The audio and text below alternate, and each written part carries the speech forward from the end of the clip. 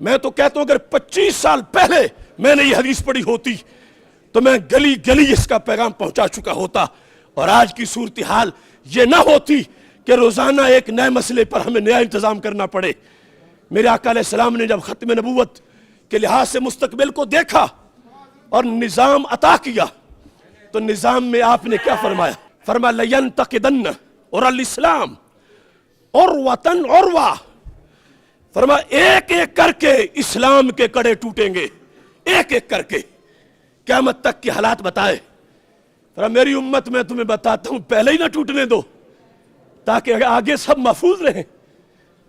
پہلا کڑا کیا نماز ہے، کیا روزہ ہے، کیا حج ہے، کیا زکوٰۃ ہے؟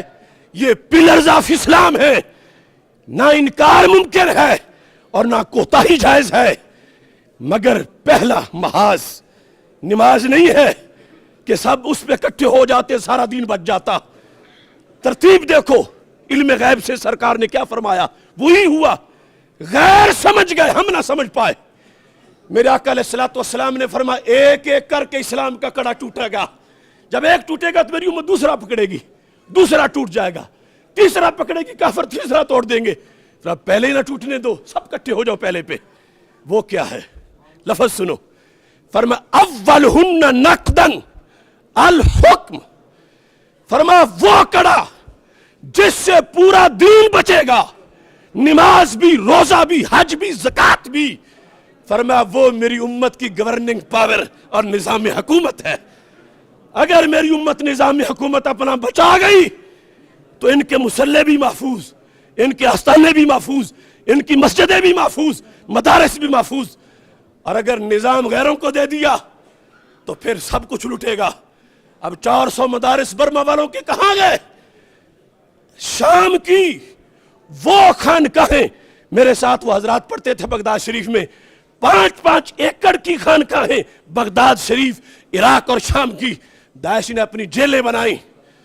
ایسا کیوں ہوا؟ اولہن نقدن الحکم، حکم اسلام، نظام مصطفیٰ صلی اللہ علیہ وسلم، اس پہ کافروں نے پہلا حملہ کیا اور اتنی غلاظت گھوڑی کہ اس موضوع کو ہی ہمارے نصاب سے نکال دیا۔ پھر آخرہن الصلاۃ، سرکار فرماتی آخری حملہ ہوگا نماز پہ، پہلا نظام پہ ہوگا۔ اگرچہ پڑھتی تو ہر وقت ہے مگر پہلا نظام پہ ہے۔ نظام بدماشوں کے لیے نہیں کہ وہ چلائیں، نظام ڈاکوؤں کے لیے نہیں وہ چلائیں، نظام امریکہ کے لونڈوں کے لیے نہیں وہ چلائیں، نظام وہ ہیں جو خلافت راشدہ کی سیٹ پہ پیچھے بیٹھنے والے ہو۔ یہ المیہ ہے، ایک ایک مسئلہ آج اس کی حفاظت کے لیے ہمیں نکلنا پڑے گا۔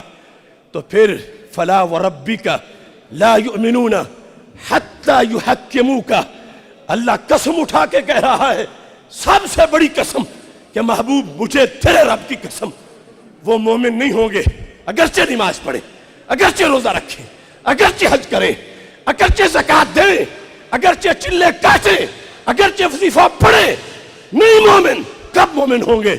فرمایا حتی یحکموک، محبوب جب تمہاری حکومت لے آئیں گے، مانیں گے تو پھر مومن ہیں۔